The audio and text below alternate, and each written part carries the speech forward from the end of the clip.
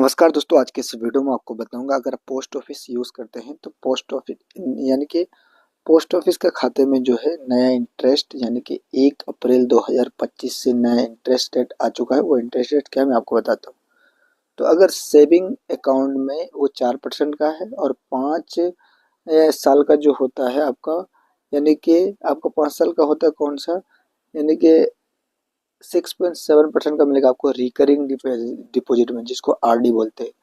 और अगर आप यानी कि एफडी करवाएंगे जिसको टाइम डिपॉजिट करते हैं तो 1 साल का 6.9, 2 साल का 7% और 3 साल का 7.1% और 5 साल का 7.5% मिलेगा। ये टोटल था यानी कि सेविंग अकाउंट का और रिकरिंग, जिसको आरडी यानी कि आरडी अकाउंट बोलते हैं, रिकरिंग डिपॉजिट, उसका टाइम डिपॉजिट जिसको एफडी बोलते हैं। एफडी 3-4 तरीका का होता है, 1 साल, 2 साल, 3 साल और 5 साल का होता है।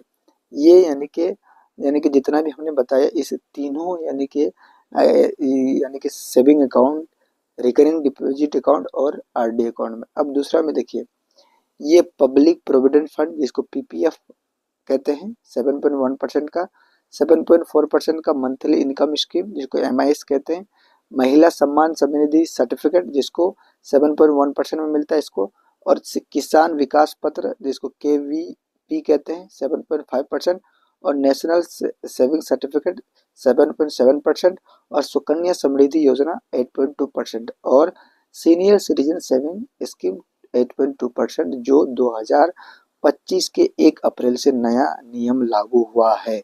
यानी कि ये जितने भी हमने यानी कि पोस्ट ऑफिस के अंदर जितने भी अकाउंट खोले जाते हैं, पूरे अकाउंट का एनालिसिस हमने बता दिया है। तो आई होप कि वीडियो आपको पसंद है। वीडियो पसंद है तो लाइक जरूर कीजिए।